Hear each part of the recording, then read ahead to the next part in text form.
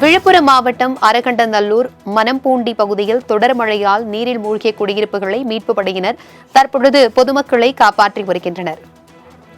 இதுகுறித்தான கூடுதல் விவரங்களுடன் இணைக்கிறார் எமது செய்தியாளர் மானஸ்ராஜ். வணக்கம் மானஸ்ராஜ். தற்பொழுது குடியிருப்புகளை சூழ்ந்துள்ள மழை நீரால் பொதுமக்கள் அவதியடைந்து வருகிறார்கள். பொதுமக்களை மீட்க என்ன மாதிரியான மீட்பு நடவடிக்கைகள் மேற்கொள்ளப்பட்டிருக்கிறது? விவரங்களை பகிர்ந்துக்கோங்க.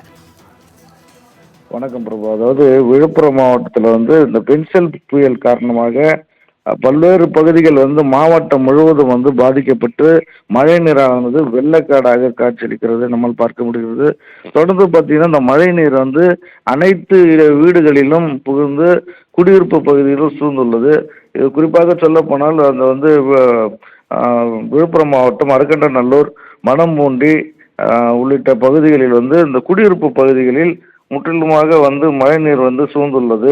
இந்த மழை நீரானது குடியிருப்பு பகுதியிலிருந்து பொதுமக்கள் யாரும் வெளியே ஏறாத வண்ணம் இந்த மழை நீர் சூழ்ந்துள்ளத காரணத்தால் அந்த 200க்கும் மேற்பட்ட குடும்பத்தார்கள் குழந்தைகள் மற்றும் முதியவர்கள் இதில் பாதிக்கப்பட்டிருக்கிறார்கள். தற்போது அந்த குடியிருப்பு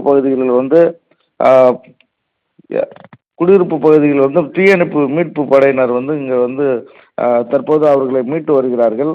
அது திருக்கோயிலூர் மற்றும் விழுப்புரம் சாலையில் எந்த வாகனமும் செல்லாத வண்ணம் மழை நீரானது சூழ்ந்திருக்கிறது. இந்த பாதிக்கப்பட்ட மக்களை இந்த படகு மூலம் மீட்க வேண்டும் என்று கோரிக்கையும் வைத்திருக்கிறார்கள்.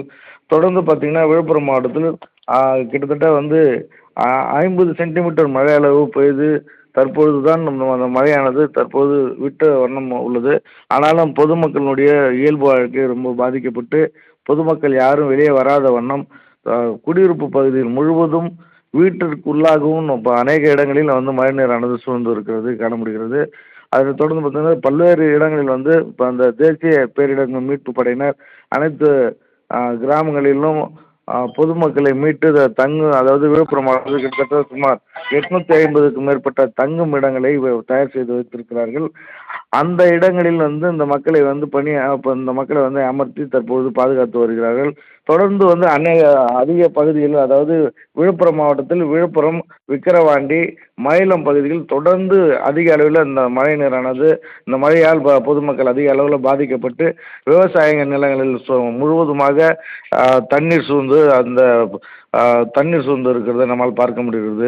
தொடர்ந்து இந்த மீட்பு படையினர் அவர்களுக்கு பாதுகாப்பு அளிக்க வேண்டும், இன்னும் இருக்கிற பொதுமக்களை படகு மூலம் மீட்க வேண்டும் என்று இந்த பொதுமக்கள் கோரிக்கை வைத்திருக்கிறார்கள்.